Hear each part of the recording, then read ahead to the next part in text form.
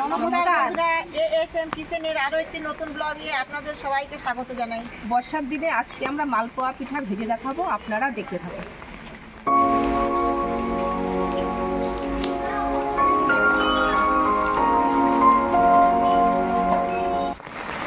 প্রচন্ড বৃষ্টি, চারদিকে একদম জলে ভরপুর। আমরা রান্নাঘরে যেতে পারছি না, রান্নাঘরে যাবো তার সেই রাস্তার মধ্যে জলে পড়ে যাচ্ছে, তাই আমরা বারান্দাতেই রান্না করছি।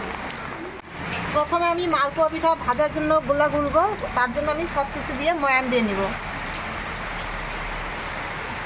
চালের গুঁড়ো দিয়ে দিলাম, ময়দা, সুজি দিয়ে দিলাম, পরিমাণ মতো চিনি দিয়ে দিচ্ছি, পরিমাণ মতো একটু লবণ। এগুলো আমি সাদা তেলে ভাজবো, তাই একটু সাদা তেল দিয়ে ময়াম দেবো।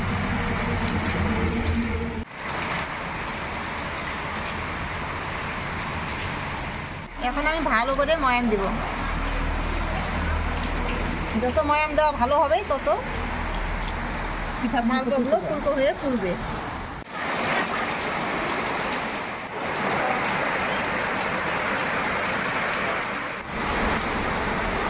ময়াম দেওয়া আমার হয়ে গেছে, এখন আমি জল দিয়ে গুলিয়ে নেব। যা বৃষ্টি হচ্ছে, বৃষ্টির জন্য আমাদের আওয়াজ শোনাই যাচ্ছে না, বাইরে প্রচন্ড বৃষ্টি হচ্ছে।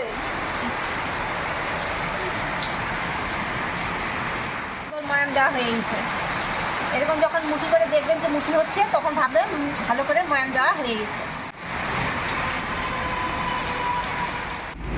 ময়াম দেওয়া হয়ে গেছে, এখন আমি ঠান্ডা জল দিয়েই গুলিয়ে নিব।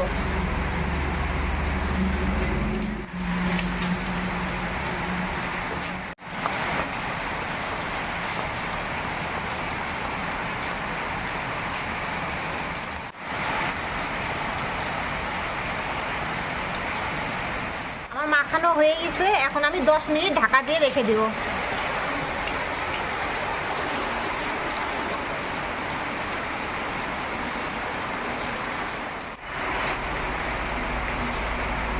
মালপোয়া ভাজার জন্য আমি লোহার কড়াই নিয়েছি। লোহার কড়াইতে মালপোয়া পিঠা বেশ ভালো হয়।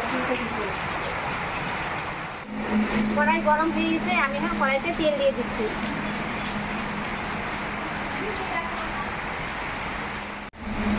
দশ মিনিট হয়ে গেছে, এখন আমি ঢাকনা খুলে দেখবো কেমন হয়েছে। এই দেখুন, চিনি সব গলে গেছে, সুন্দর মাখানো হয়ে গেছে। এখন আমি মালপোয়াগুলো ভেজে নেব।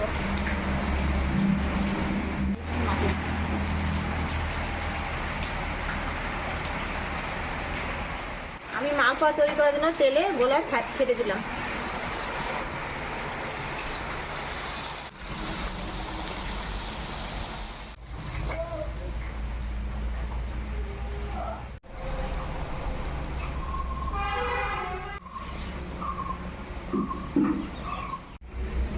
এই দেখুন বন্ধুরা, মালপোয়াগুলো কি সুন্দর, সবগুলো ফুলছে, সুন্দর ফুলে উঠছে।